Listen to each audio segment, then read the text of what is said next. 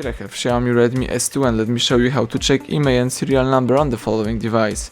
So at the very beginning, let's start by using your home screen. Find and select the phone's dialer and let me show you how to easily get access to IMEI info. Let's just use the secret code *#06# and as you can see the IMEI number just pops up in front of you. Tap OK to close this window. Now let me show you how to get access to IMEI and also the serial number by using the settings. So let's open the list of settings, choose about phone right here.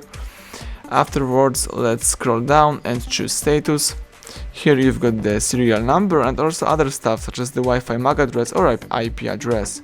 You can also choose IMEI information right here and get access to your IMEI numbers. So everything went well, thank you for watching, please subscribe our channel, leave thumbs up under the video.